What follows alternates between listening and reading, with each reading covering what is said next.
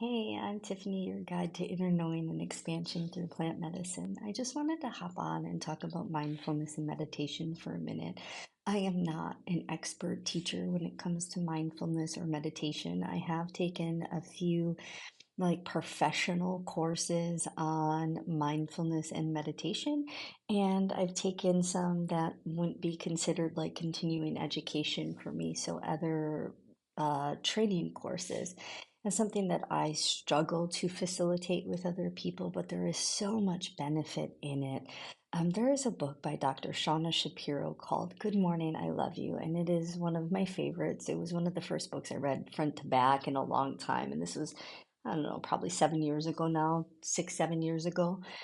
And she has such an amazing way of explaining how mindfulness is beneficial from a scientific standpoint, in things like neuroplasticity or how we relate to our day to day. So I don't know if I read it in a book somewhere or heard it in a training, but it's kind of like a twofold path. Meditation and the practice of meditation is what gives you the training to be mindful in your day to day awareness. So, the thing that has been most beneficial for me when learning about meditation, because I do have ADHD, I have anxiety, I have a lot of the things, um, was recognizing that meditation isn't the absence of thoughts. It's just the ability to be aware of your thoughts in real time, to not judge them as good or bad, that they just are, to kind of thank them for showing up and coming back to your ground base. So, your ground base would be like the breathing in on one, out on two, feeling the air go in your nostrils, listening to a fan in the background, something that grounds you to this moment, the thing that you come back to every time your mind wanders. I practice meditation, but it's usually guided. I like the Calm app, CALM, the Calm app.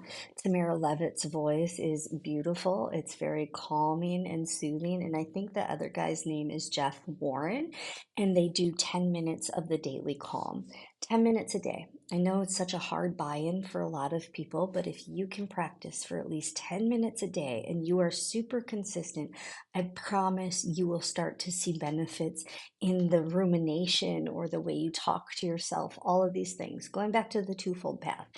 So you are practicing meditation. You're learning about not judging your thoughts. You're learning about coming back to your home base.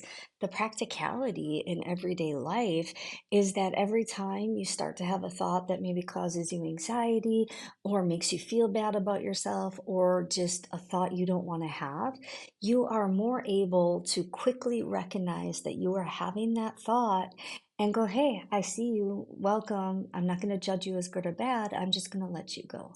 We have something like 60,000 thoughts a day. Could you imagine if we hyper focused on all 60,000 thoughts a day? We would never get through a day. So, the twofold path, practice of meditation into the practicality of life, saying that we can come back to our home base, present moment awareness. We have an awareness of what's going on moment to moment and choosing not to hyperfixate or grab onto any of those emotions or those thoughts. I really love this stuff, so I'm going to start doing a mindfulness moment where a meditation moment, I guess, but a mindfulness moment where every day I'm just going to pause as accountability with you and to give you accountability, maybe to just pause and check in. And it'll only take a moment, probably 60 seconds or less, to give you the foundation of going deeper for yourself. Have a